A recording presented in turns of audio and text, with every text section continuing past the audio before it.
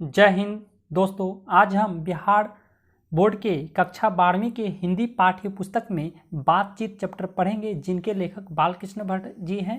तो इनसे संबंधित कुछ महत्वपूर्ण विषय हम जानेंगे जो कि ऑब्जेक्टिव प्रश्न हमारे एग्जाम में पूछे जाते हैं। तो बिना देर किए प्रश्न की ओर चलते हैं।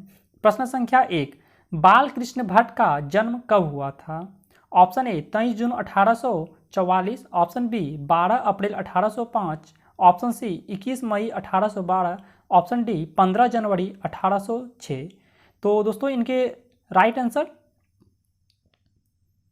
ऑप्शन ए 23 जून 1844 होंगे। प्रश्न संख्या 2, बालकृष्ण भट्ट की मृत्यु कब हुई थी? ऑप्शन ए 20 जुलाई 1914, ऑप्शन बी 4 जून 1950, ऑप्शन सी 15 मार्च 1909, ऑप्शन डी 15 मार्च 1908। तो इनके राइट आंसर ऑप्शन ए 20 जुलाई 1914 ईस्वी को बालकृष्ण भट्ट जी की मृत्यु हो गई थी। प्रश्न संख्या 3, बालकृष्ण भट्ट के पिता कौन थे? Option A Beni Prasad Bhatt, option B Ram Prasad Bhatt, option C Shiv Prasad Bhatt, option D Gauri Shankar Bhatt. तो इनके right answer option A Beni Prasad Bhatt ji हैं। प्रश्न संख्या 4, बालकृष्ण भट्ट की मां का नाम क्या था? Option A Savitri Devi, option B Parvati Devi, option C Radhika Devi, option D Shyama Devi. तो इनके right answer option B Parvati Devi. प्रश्न संख्या 5, बातचीत शीर्षक निबंध के निबंधकार कौन है? तो option A Jayprakash Narayan, option B Mohan Rakesh, option C Namvar Singh, option D Balkrishna Bhatt. तो इनके right answer option D Balkrishna Bhatt. प्रश्न संख्या 6, बातचीत के माध्यम से बालकृष्ण भट्ट क्या बतलाना चाहते हैं? ऑप्शन ए बातचीत की शैली, ऑप्शन बी भाषण की शैली, ऑप्शन सी संवाद की शैली, ऑप्शन डी इनमें से कोई नहीं। तो इनके राइट आंसर ऑप्शन ए हो जाएंगे बातचीत की शैली। प्रश्न संख्या 7, बालकृष्ण भट्ट किस युग के रचनाकार हैं? ऑप्शन ए भारतेंदु युग, ऑप्शन बी प्रेमचंद युग, ऑप्शन सी द्विवेदी युग, ऑप्शन डी इनमें से कोई नहीं। तो इनके राइट आंसर ऑप्शन ए भारतेंदु युग के कवि थे, लेखक थे, रचनाकार थे। प्रश्न संख्या 8, बालकृष्ण भट्ट जी ने किस पत्रिका का संपादन किया? Option A Madhuri, option B Hindi Pradeep, option C Pravah, option D ज्योति।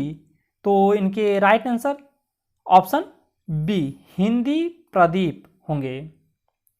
प्रश्न संख्या 9, बालकृष्ण भट्ट जी ने किस शब्दकोश का संपादन किया? ऑप्शन ए अंग्रेजी शब्दकोश, ऑप्शन बी उर्दू शब्दकोश, ऑप्शन सी संस्कृत शब्दकोश, ऑप्शन डी हिंदी शब्दकोश। तो दोस्तों इनके right answer option D Hindi शब्दकोश का उन्होंने संपादन किया। प्रश्न संख्या 10, भट्ट जी हिंदी साहित्य के किस विधा के महान रचनाकार थे? ऑप्शन ए आलोचना, ऑप्शन बी कविता, ऑप्शन सी नाटक, ऑप्शन डी कहानी। तो इनके राइट आंसर ऑप्शन सी आलोचना के रचनाकार थे।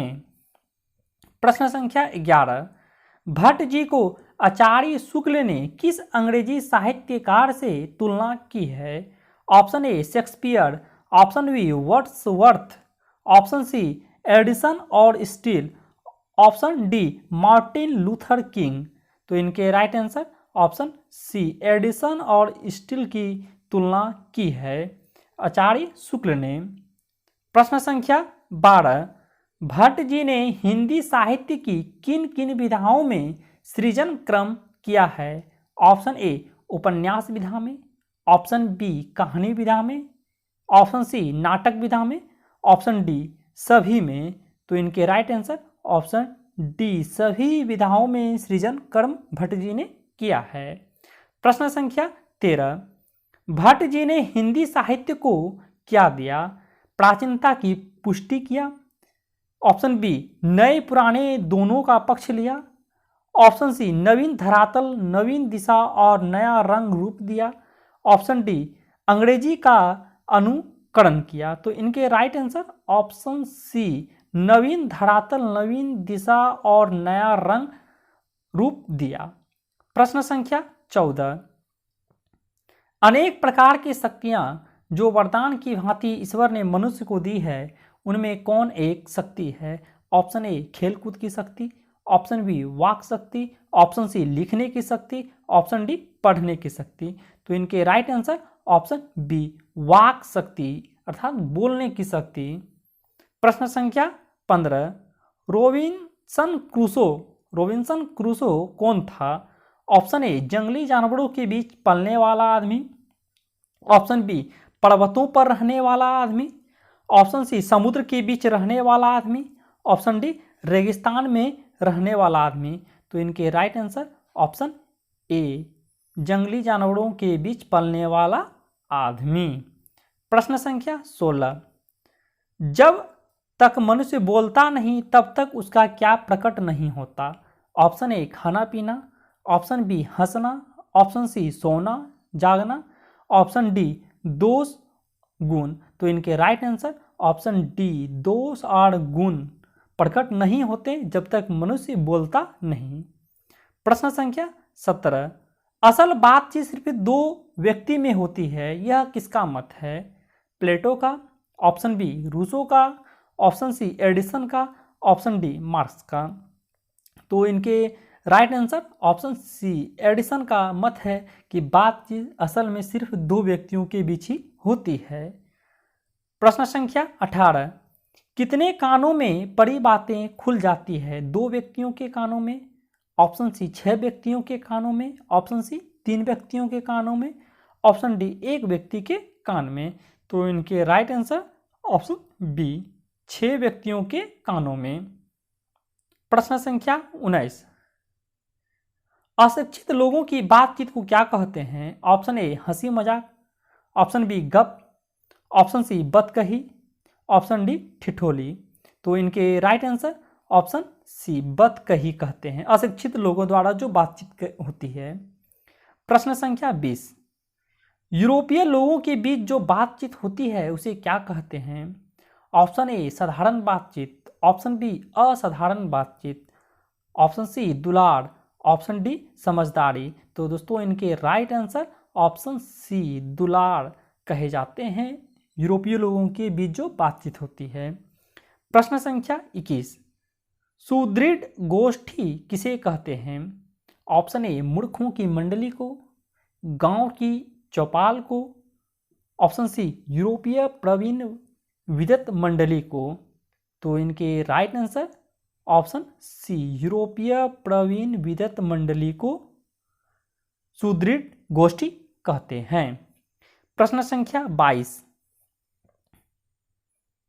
22 में दोस्तों यही एक और क्वेश्चन हो गए हैं। तो चलिए 22 की ओर, यूरोपीय विद्वान अपनी बातें किस प्रकार दूसरे के सामने रखते हैं? ऑप्शन ए मूर्खतापूर्ण ढंग से, ऑप्शन बी शुष्क भाव से, ऑप्शन सी चतुराई पूर्ण प्रसंग के द्वारा, ऑप्शन डी इनमें से कोई नहीं।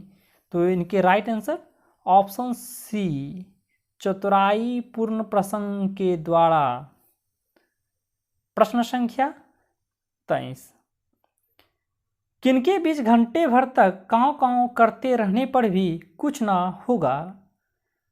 शिक्षकों के बीच, गृहिणियों के बीच, ऑप्शन सी शुष्क पंडितों के बीच, ऑप्शन डी बनियों के बीच।